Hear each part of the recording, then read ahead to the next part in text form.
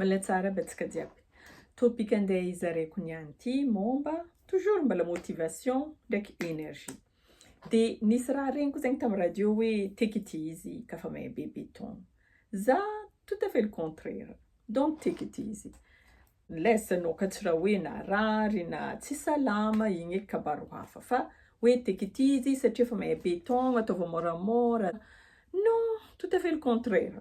Marigny atsika amin'ny nature kafa mahay béton, mahay mijotso métabolisme ndraiky raha karaha zegny marigny. Fa ijeritsika ty tsy mahay mijotso. Izy ty mba mahay matotro arany ny tokony ho izy.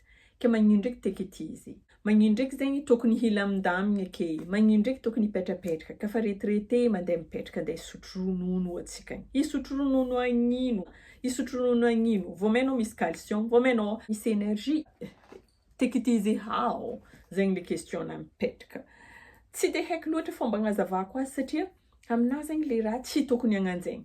Anao ka mbala salama, anao ka mbala misy énergie, aleva zy. Aminahy baka hoe motivation zegny raha atao, fa tsy hoe raha avy. Énergie zegny raha amboarinao. Anao ty, anao olombelogno ty, anao feno molécule, feno protéine.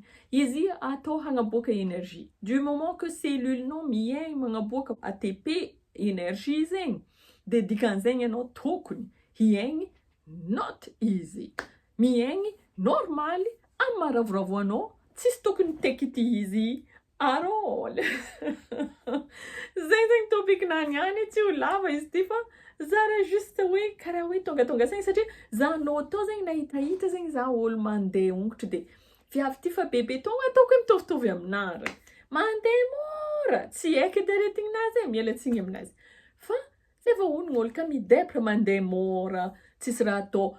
Minigny mitsangana, leso za ke zegny. Au moins que marary antegna ndraiky ka marary. Conserver énergie-nao, sitragna haigninao. Fa anao ka zala tsy marary. Au contraire, mandiana mafy, mifoaza, be vibrant.